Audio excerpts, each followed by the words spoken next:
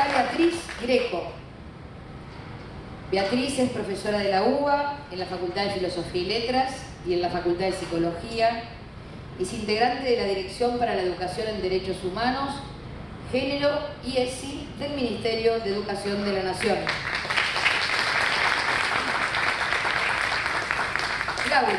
Laura Santillán. Laura es antropóloga social y profesora en enseñanza primaria. Es docente en la Facultad de Filosofía y Letras de la UBA e investigadora en el programa de Antropología y Educación del Instituto de Ciencias Antropológicas UBA. Es investigadora independiente en el CONICET. Fuerte el aplauso para la UBA y el CONICET, siendo sus temas de indagación la educación, las infancias, los contextos familiares y comunitarios. Y Isabelino Siede, profe no, sos doctor, aparte de profe. Doctor en Ciencias de la Educación de la UBA, es licenciado en Ciencias de la Educación y profesor para la enseñanza primaria. Se desempeña como docente e investigador en la Universidad Nacional de La Plata y la Universidad Nacional de la Patagonia Austral. Y dirige actualmente el Departamento de Ciencias de la Educación de la Facultad de Humanidades y Ciencias de la Educación de la UNLP. Así que un aplauso a este panel y los dejo. Ya se organizaron, ¿verdad?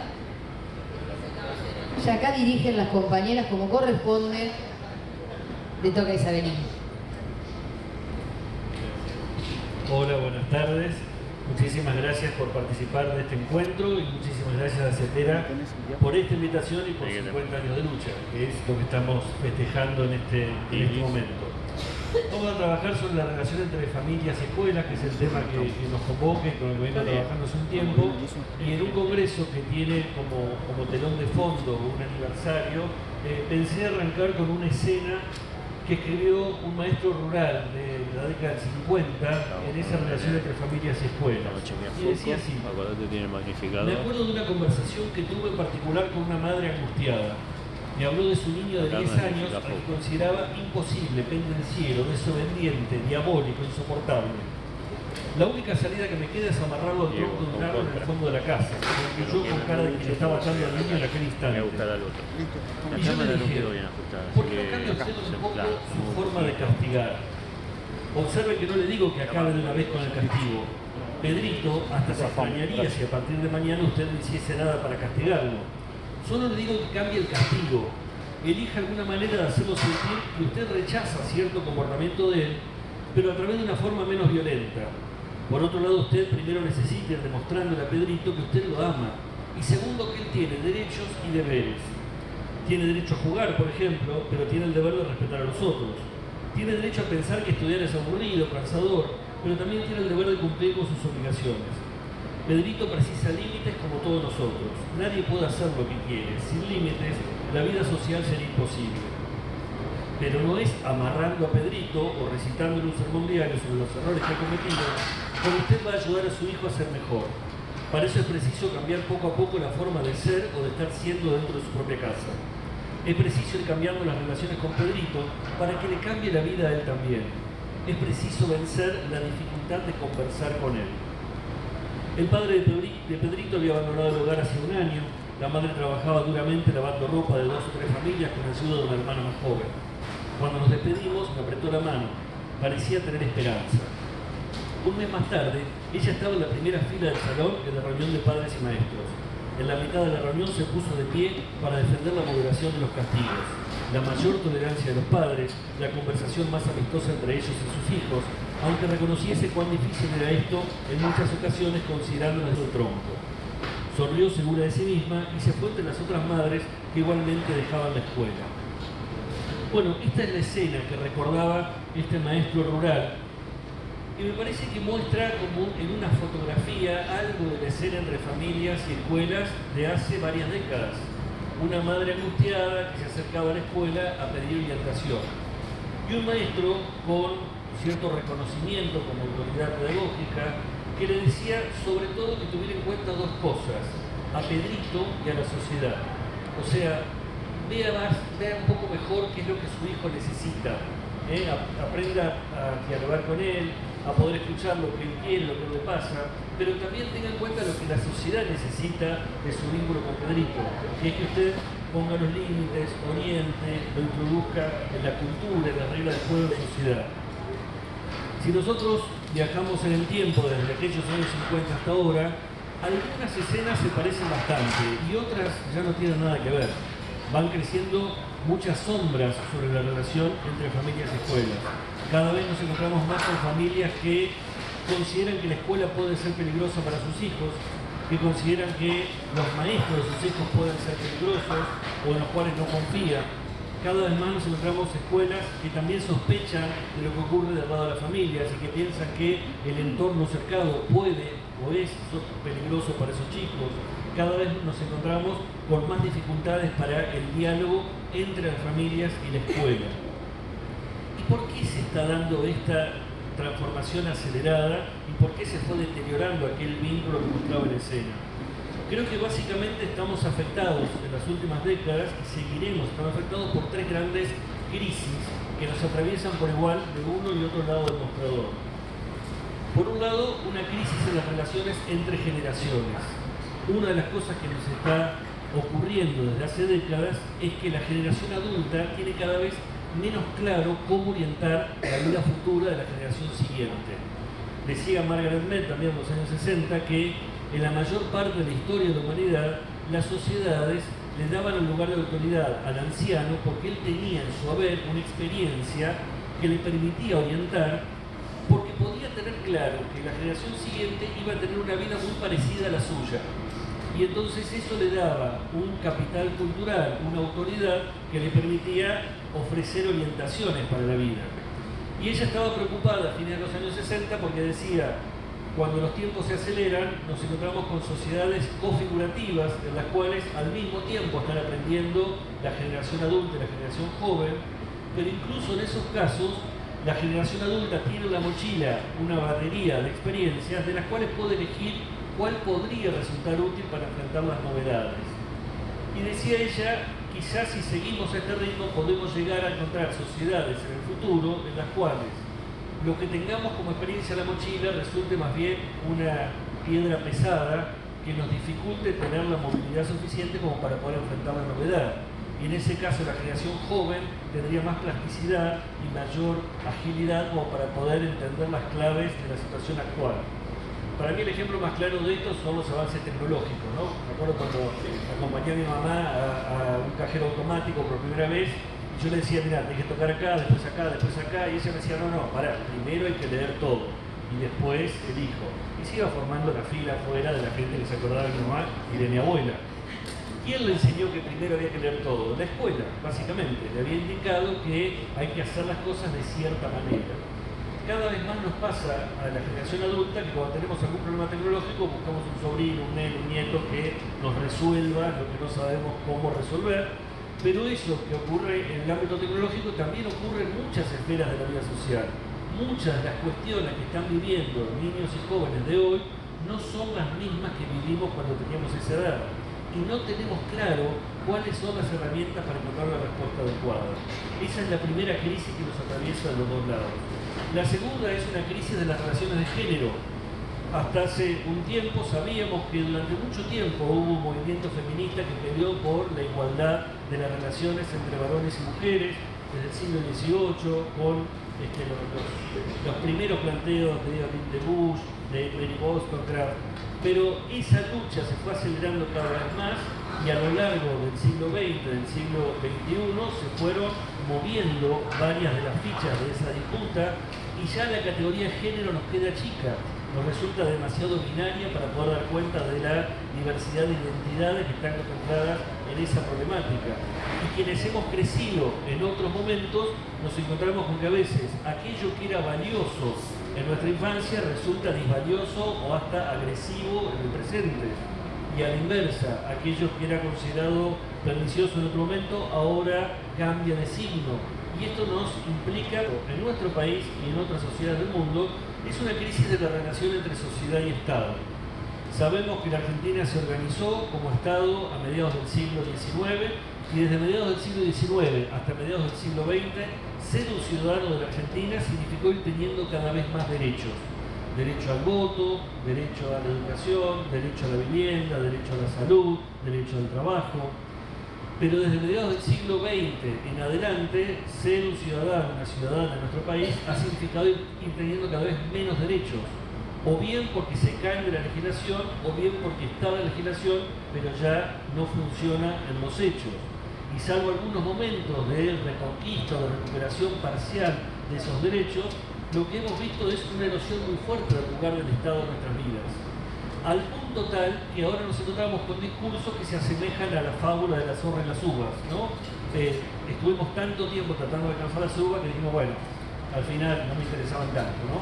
Durante tanto tiempo luchamos por la igualdad, luchamos por garantizar condiciones de vida dignas, que ahora encontramos discursos que dicen, bueno, de última no debe ser algo tan importante, ¿no? Lo dejamos de lado y empezamos a creer que podría haber una sociedad que funcione sin un Estado que garantice condiciones de vida dignas. Y eso nos atañe de ambos lados del mostrador, a las familias y a las escuelas, pero en particular nos pone a las escuelas en un lugar más expectante en relación con las familias, porque hasta hace un tiempo, cuando uno tenía un problema con la luz, con el gas, con el teléfono, tenía un lugar al cual acudir para reclamar por ese problema. Y cada vez más vemos que muchas de las funciones que antes llevaba adelante el Estado han pasado a organismos privados o descentralizados, y que cuando uno tiene algún problema se tiene que conectar con un teléfono que lo manda a una grabación y después se va para la grabación y no tiene con quién hablar. El único lugar donde uno de verdad puede encontrar con quién hablar es la escuela. Y cuando logra hablar con alguien en la escuela, se queja por la luz, el gas, el teléfono, internet y todo lo que tiene a dónde ir a reclamarle a otro lado.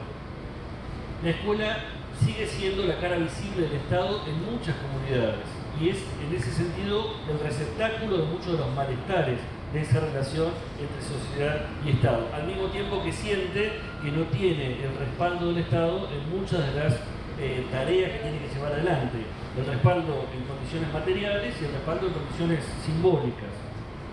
Ante esa crisis, entonces, ¿qué podemos hacer? En principio creo, cuando estamos en tiempos de crisis, son tiempos en que se nos caen las certezas, no tenemos claridad como para decir esto es así o esto va a ser así, ¿no? Recuerdo cuando era chico, mis maestros me decían, yo te puedo decir cómo va a ser tu futuro. Recuerdo la escena de Luna de Avellaneda, en que la profesora de geografía le dice al chico, yo te puedo recitar cómo va a ser tu futuro. ¿Quién ahora puede recitarle a sus alumnos, a sus alumnas, cómo va a ser su futuro? Las certezas se han perdido. Pero allí, donde no tenemos certezas, es el lugar donde recrear convicciones. Las convicciones no son ideas eternas, inmutables.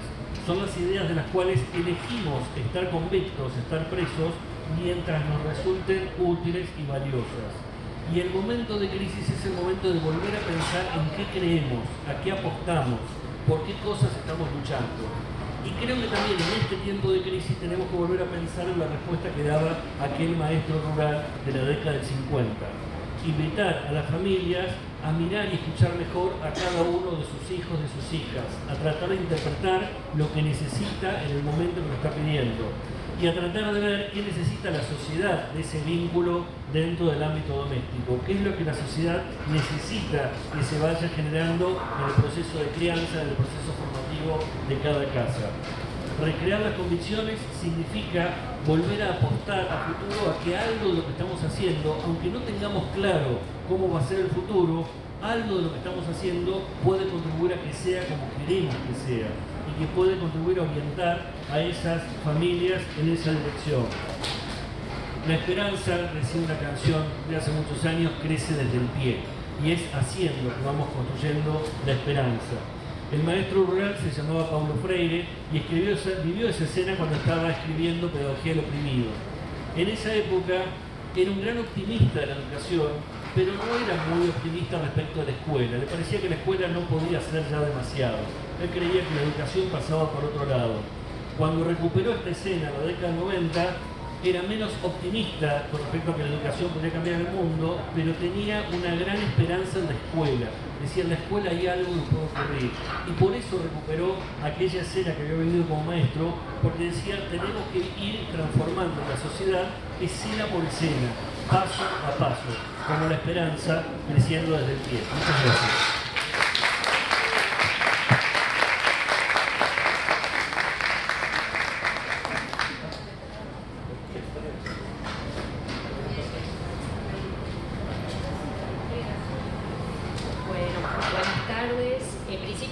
Un privilegio, un honor, un agradecimiento, la invitación de CETERA. Este encuentro va a ser de intercambio en esta temática que nos toca tan hondo, porque es hablar de las infancias, de las juventudes, es hablar de nosotras, de nosotros, en un tema también que nos toca muy de cerca, que es ser familia, la cuestión del parentesco, comunidad. Así que un gusto por la presencia de todas y de todos, por mis compañeras de Celeste de Tigre, y así, bueno, como antropóloga y maestra de escuela, muchas nostalgias. Se me ocurría que en relación a la conmemoración de los 50 años, tomar como eje las conquistas y desafíos en esta relación familia, escuela y comunidad. Una historia reciente, ¿sí? Y en ese sentido, reconocer dentro de las conquistas cómo en buena medida se movilizaron nuestros supuestos, qué es ser familia, a quienes consideramos, digamos, una familia bien constituida, porque hay mis compañeras y compañeros de mesa, cuando era invitada para hablar de estos temas en el año 2000, había que reponer que la familia nuclear se constituía como modelo ideal, instalando la idea de un matrimonio heterosexual, cuando pueden ser. Y hoy hay una apertura a la diversidad. Entonces esto trae mayores desafíos. Creo que esto sí es una conquista, pero una conquista. Teneme la cámara firme. Hay algo que no me cierra, que se ve todo nublado. A nuestras escuelas y a la escuela, enlazada con procesos más amplios. Entonces sí quiero reivindicar procesos legislativos que tuvieron lugar en nuestro país y en momentos específicos, como es la ley de matrimonio civil, llamada comúnmente matrimonio igualitario de 2010, como es en el 2012 la ley de identidad de género, como es la instauración del programa de educación sexual integral. Ahora bien, estas legislaciones tienen como punto de partida movimientos reivindicatorios. Entonces, cuando pensamos familia, escuela y sociedad, comunidad, no podemos dejar de pensar en las luchas de las minorías y las mayorías que, bueno, ni más en términos de diversidad de género, sexogenérica, entonces el movimiento LGTBQA, cómo van transformándose sus definiciones, sin más en relación a violencia de género, pensar las luchas en relación ni una menos. Y la escuela teniendo mucho que ver en ese sentido. La Confederación de Trabajadoras y Trabajadores de la Educación siempre acompañando estas luchas, siendo un engranaje de las luchas, no acompañándolas, siendo un engranaje clave. Y entonces, en términos de conquista, pienso, siento, lo sé por el plano de la investigación, que también en las escuelas se han transformado muchas formas de evocar y convocar a las familias. Somos testigas y testigos del cuidado de qué términos se utilizan para convocar a, bueno, dejar mamis, incluir otros términos, y de convocar en un tema que es absolutamente difícil, que es el de la participación. Y si hablamos de familia, escuela y comunidad, el retorno a la democracia nos instauró, y ahí vienen mis años iniciales como maestra, en la democratización de la escuela y en procesos de participación que tienen muchos pendientes. Por eso lo vamos a dejar para los pendientes abiertos.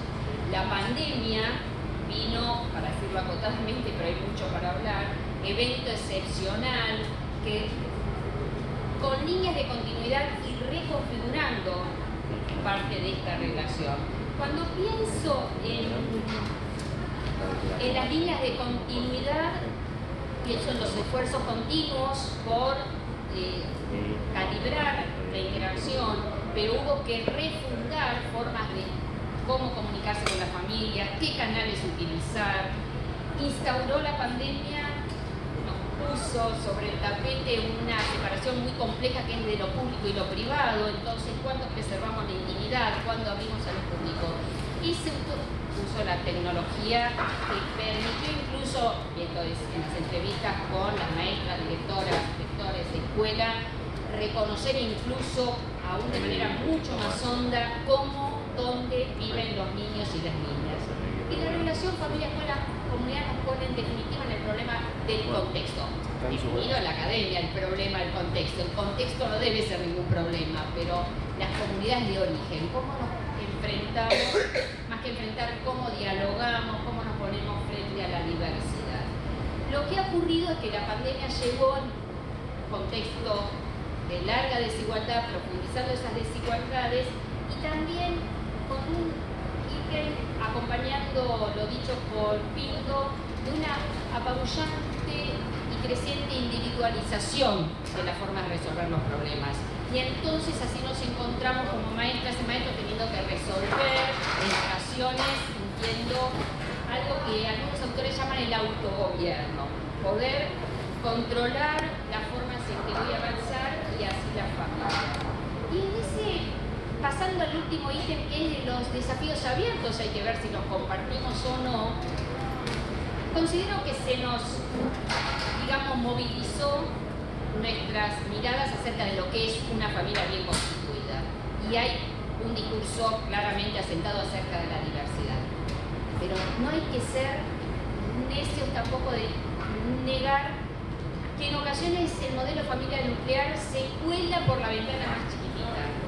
Y es en ocasiones cuando hay cierta insistencia de reconocer o la necesidad de reconocer que la familia tiene que tener fronteras claras. Tengo que reconocer que acá hay una familia, que hay otra y que hay otra. Y eso va a contrapelo del dinamismo de muchas experiencias infantiles y juveniles, ni más ni menos, por ejemplo, en relación a los desplazamientos poblacionales migratorios, transnacionales. No es tan fácil reconocer dónde hay una familia. Entonces todavía creo que hay una deuda pendiente acerca de nuestro imaginario. Recortes claros, papeles bien definidos. Si han cambiado, lo tengo que reconocer. ¿Qué hace la mujer? Y algunas continuidades en la binarismo. En relación a género, con todo lo avanzado en la temática, considero que todavía nos falta mucho camino a recorrer en relación a naturalizar, bueno, la feminización del cuidado. No naturalizamos mucho cuando somos contestatarias alrededor de eso, pero ¿cómo nos encontramos con las masculinidades? La escuela interpelando a la presencia, no necesariamente desarmando las desigualdades de género, pero más avanzada de varones, compañeros varones dentro de la docencia. Entonces este tema de la feminización del cuidado sigue siendo en términos sociales un pendiente muy hondo. Y algo que al menos entre varias colegas ya del campo de la antropología o de la investigación social vamos advirtiendo es la creciente necesidad del requerimiento de determinado acompañamiento a la escuela, de determinado interés, que no habla ni más ni menos de una interpelación a una disponibilidad adulta que en ocasiones no hay condiciones para llevarlas adelante. Entonces, ¿qué hacemos con los requerimientos que generamos? ¿Cómo habría que un análisis preciso, un diagnóstico preciso de qué necesitamos, o qué necesitamos, pero qué es aquello que necesitamos? Finalmente, no es un pendiente. ¿Cómo darle continuidad al acompañamiento y dije engranaje de las luchas sociales? Porque las luchas en relación a las identidades sexogenéricas, las luchas en relación a cómo vivir la vida familiar no están terminadas. Esa es un continuo dinamismo. En relación a las confederaciones de trabajo e incluso los sindicatos, hay orgánicamente un acompañamiento y engranaje a esas luchas. Habría que ver cómo desde la cotidianidad escolar el desafío es ese acompañamiento a luchas que en ocasiones son muy circunscritas en el escenario donde está la escuela. Sabemos que son los problemas ambientales, socioambientales, territoriales, urbanos, de los parajes rurales, contra los agroquímicos, y en ese sentido no estamos lejos del tema de la mesa, que es escuela, familia y comunidad. Estela Maldonado, que además era trabajadora social, y yo soy trabajadora social, y la recordaba mucho, y me parecía muy valioso que la CETERA ponga en valor también todo lo que aportaron tantas y tantos maestras y maestros. La verdad que para mí es un honor estar invitada aquí. Bueno, traer algunas ideas por ahí para compartir con ustedes, si me da el tiempo comentarles algo de alguna investigación más reciente, pero coincidentemente con quienes me antecedieron en el uso de la palabra, es verdad que asistimos a un reparto de cartas muy diferente entre la relación familia, escuela y comunidad. Les comentaba que soy trabajadora social, y para los trabajadores sociales trabajar la participación de los padres y las madres y la familia, la comunidad es como el ABC, ¿no? O sea, es como y lo cierto es que en esta búsqueda de la participación, en esta búsqueda del involucramiento, no siempre salen las cosas como se prevé que salgan. Yo siempre le digo a algunos estudiantes que el que haga la tesis sobre el grupo de WhatsApp de papis, mamis o qué sé yo, va a entender mucho más de la vida que de un montón de cosas. Porque, digo, del temor a la señora directora, al temor de la señora directora de los grupos de WhatsApp de papis, hay un reparto de cartas enormes. O sea, yo he visto cosas por grupo de WhatsApp, por ejemplo, de que voten los padres por grupo de WhatsApp que no hagan la tarea que le había mandado la maestra por considerarla no sé qué. Entonces vos te decís, bueno, participación, involucramiento, bueno, hasta ahí, ¿no? O sea, en algún punto uno puede pensar que este nuevo reparto de cartas, el más o menos participación ya no me permitiría explicar, sino decir, bueno, cómo pensamos la forma de involucramiento, cómo pensamos el vínculo, cómo lo vivimos, en un momento en donde, insisto, todas las personas nos sentimos mucho más autorizadas a hablar, no solo en las escuelas, sino también en los hospitales, en un montón de lados, y eso es muy positivo, ¿no? De pasar de tenerle temor al médico a poder decir, bueno, yo les escucho y después googleo, digamos que también es algo que está mal, pero bueno, pero yo lo hago. Bueno, pasa lo mismo con la relación de las familias con las escuelas. Esto no quiere decir que la escuela no tenga un lugar de centralidad enorme. Pensemos que en el marco de la pandemia, si hubo una institución que fue crítica cuando no pudo funcionar como lo hacía habitualmente, fue la escuela, y lo que generó en términos sociales, en términos de las susceptibilidades de las niñas y los niños, en términos de las familias, fue enorme, con lo cual volvió a mostrar la enorme potencia de la institución escuela. Y esto en un momento donde las instituciones se encuentran en conjunto en proceso de transformación. Pensemos que Argentina modificó durante la primera década del siglo gran parte de su legislación sobre lo social de manera extraordinaria. La 26.061, la ley de las niñas, niños, adolescentes, la ley de salud mental, y todas esas 26.000 grandes leyes, salvo la de educación, porque sí tiene a la escuela como principal institución de derechos, el resto tienen mucho más claro las instituciones que las instituciones que sí tienen que proteger. ¿Qué quiero decir? Tenemos claro que no queremos internar a personas con sufrimiento mental en instituciones manicomiales. Ok, bien, todo de acuerdo. ¿Cuál es la institución que acompaña, soporta ese reemplazo? La 26.061. No queremos internar a las niñas y a los niños por causas asistenciales en institutos. Y estamos de acuerdo. Bueno, ¿cuál es la institución que...? Y ahí aparecen imágenes que son hermosas para la universidad, son hermosas, para la práctica son complicadas, que tienen que ver, por ejemplo, con la idea de la cogestión o lo de la corresponsabilidad. La imagen de la corresponsabilidad es hermosa, pero muchas veces termina siendo como el de la pelota.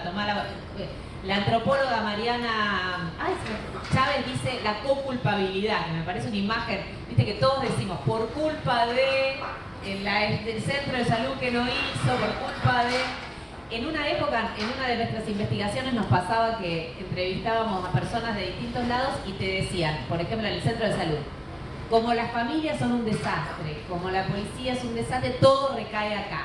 decía, ¿no? Ibas a la escuela y decía, como el centro de salud es un desastre, como la familia, todo recae acá. ¿Y las familias qué decían? Como todos son un desastre, todo me cae acá. Esa sensación en parte también habla de un reparto de cartas en las cuales no es verdad que no está claro cómo participamos en esa corresponsabilidad. Y en esas cuestiones, uno de los pocos lugares que sostiene una forma de pararse más clara institucionalmente sigue siendo la escuela. O sea que en eso me parece que es algo a pensar, porque sigue siendo una fortaleza, a pesar de que seguramente ustedes me podrían decir las enormes complejidades de eso, y sin duda tendrán razón, pero me parece que eso sigue siendo algo enorme. Y después, por ahí comentar dos temas que aparecieron en muchas de nuestras investigaciones, que hay como enormes demandas de singularización del trato, cierta politicidad del trato. Ser bien tratado o ser mal tratado ocupa un lugar enorme en los relatos de las personas que entrevistábamos en relación a las escuelas. Y en esto del trato singularizado, de ser adaptado a la demanda de esta persona. Ustedes, que saben mucho sobre escuela, me van a decir, ah, qué lindo, pero qué complicado, porque ¿cómo haces para hacer la adaptación? Las instituciones son anticipaciones estables a la acción, o sea, nosotros tenemos horarios, protocolos, formas de funcionamiento. Si vamos a adaptarnos a cada... Bueno, en esa tensión se juega mucho hoy, creo, de las demandas entre familias, comunidades y escuelas, y hay enormes procesos de adaptación, pero son sumamente conflictivos porque exigen permanentemente mover la vara de lo instituido, la vara de lo que hacemos. Y esta tensión en tratar a todos igual, pero a cada uno por vez, es muy compleja y me parece que hoy aparece de manera enorme y es visualizado por las familias cada vez con mayores niveles. Por lo menos la investigación que yo comento era en provincia de Buenos Aires y en Ciudad de Buenos Aires. No sé cómo es en otras provincias, pero lo que veíamos acá es que aparecía como una enorme demanda de singularización que genera otras condiciones. No habría que adelantarse a decir si son buenas o malas, pero sí me parece que son importantes de ser puestas como en tensión. Y me parece que ya para cerrar, me parece que esto después daría para más, pero esta diferencia entre la singularización y la universalización, el sujeto universal propio de las escuelas, me parece que podría dar para mucho, para conversar mucho más, pero se me iría mucho más largo. Para cerrar, comentar que también en una investigación que hicimos con institutos de formación docente, previo a la pandemia, esto que les estoy diciendo, pero un año previo a la pandemia, hicimos una búsqueda para saber qué estaban pensando las personas que se estaban formando en relación a la idea de justicia y a la idea de derechos. Y en algún punto yo creo que hay que darle la razón a quienes cuestionan, lo digo irónicamente, el lugar de la educación, porque gran parte de las personas que se siguen formando siguen identificando como práctica de derecho a la educación la discusión sobre la idea de justicia social. Y esto nos aparecía en lugares muy disímiles, eran 5 institutos de clases más medias, de clases más populares, y sigue teniendo, me parece, la educación y la apuesta de las trabajadoras y los trabajadores de la educación, una búsqueda por cuestionar la desigualdad, una búsqueda de la justicia que sigue siendo una enorme potencia para la sociedad argentina, y creo que en un momento de tanto ataque a lo público sigue siendo un gran valor de nuestra sociedad y de nuestras comunidades. Muchas gracias.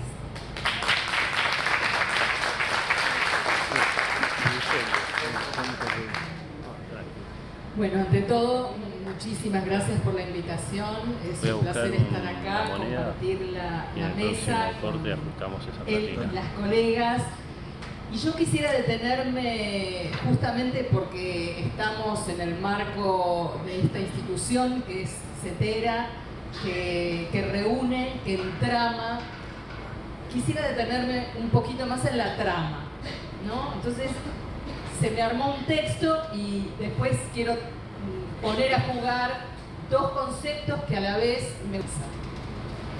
Tramas, entramados, tejidos, urdimbres, hilos, hebras que se entrelazan para dar forma a algo que junta, que reúne, que le da forma a un objeto que abriga, que sostiene y que también sostiene a quien lo teje. Las tramas además guardan memorias, dicen las tejedoras, cuentan historias entre generaciones, hacen a la filiación y al tiempo, como ocurre en los espacios públicos, donde construimos lo público. Las tramas son muy poderosas y son frágiles a la vez. Se desgastan, se deshilachan con el paso de los años o se rasgan por descuidos y brusquedades y se cubren de polvo y de moho si se las olvida, si no se las cuida. Y se las cuida cuando no se las abandona a su suerte, sino que se las pone en movimiento entre los cuerpos, yendo, viniendo, entre las manos inquietas y el calor de las palabras que acompañan. Tejer tramas, las de las telas que nos abrigan y también las de las memorias que nos alojan como comunidad, es una tarea continua, no cesa en el tiempo y demanda atención, una inteligencia sensible propia de un artesano, de una artesana. Las tejedoras comunitarias, como las del norte argentino, las de Colombia, las de Chile, resisten a los embates del tiempo y a la indiferencia de las lógicas del mercado y de los intentos de destejer a las comunidades ancestrales y a los oficios milenarios. Así es como a mí me gustaría pensar y traer como metáfora al trabajo docente. Somos tejedores y tejedoras de tramas. En el mismo momento en que enseñamos matemática, física, literatura, ahí hay un oficio, ¿no? El oficio de resistir. El oficio de enseñar es a la vez el oficio de resistir y de sostener unos hilos invisibles que nos hacen formar parte de algo más que una individualmente. Y un trabajo, un oficio que tiene que ver con hilvanar lo que está disperso entre injusticias que dividen y de poner en relación lo que va quedando suelto, desamarrado y sin sentido, pero repetido por automatizado. Pienso que en la pandemia justamente mucho de esto ocurrió. La trama se desgarró, los hilos se soltaron, los reunimos, los buscamos múltiples formas de seguir tejiéndolos y de seguir sosteniendo esa trama. Entonces me detengo en este hacer trama en las instituciones, porque muchas veces hilvana sentidos que son inciertos en un mundo globalizado, pero cada vez más segmentado y desigualitario, interconectado, hiperconectado en redes sociales, pero con el enorme riesgo de que esas relaciones no sean subjetivantes, conectados, pero no vinculados y vinculadas. Entonces pienso en este oficio, el de educar y el de formar, que ofrece tantas preguntas inquietantes y tantas fragilidades como las que ustedes acaban de expresar,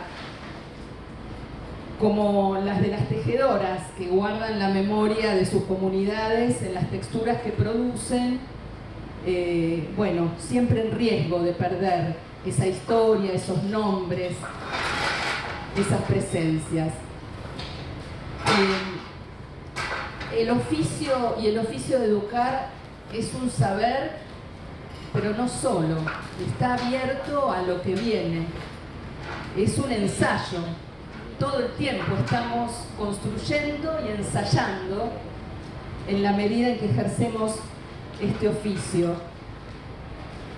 Y el oficio crea un texto, intenta bordear un objeto un trabajo, una acción que nunca es perfecta, por suerte, e implica saberes sensibles, abiertos a esos otros, a esas otras que no sabemos quiénes son, que no sabemos qué traen, qué novedades portan, niños, niñas, adolescentes, familias. El oficio se construye con los años, pero no en una temporalidad lineal. No es el oficio del hace 25 años que estoy en el puesto. Ese oficio que tiene que ver con una experiencia compartida con otros y con otras, y no de cualquier manera. Es el oficio de lo común. En un texto reciente, Marcelo Persia advierte que vivir con otros y con otras no es lo mismo que común vivir. Común vivir. Dice que hace falta saber que el con otros puede causar daño, según las acciones que despleguemos, porque ese con otros corre el riesgo de reducir, de uniformar, de empobrecer, de hacer acatamiento, de obligar a lo homogéneo, a la reverencia. El común vivir, en cambio, convoca disparidades en torno a una tarea en común siempre abierta. Y recuerda Persia a su maestro Pillon Rivière, un común pensar que es común estar, atentos y atentas ante el afán de normalizar. Y no puedo dejar de evocar aquí, desde mi trabajo que hice muchos años como psicóloga, asesora pedagógica, tantas imágenes de escuelas y comunidades en construcción y con conflictividad, comunes vivires complicados, disputas, desentendimientos, voces que se superponen y reclaman,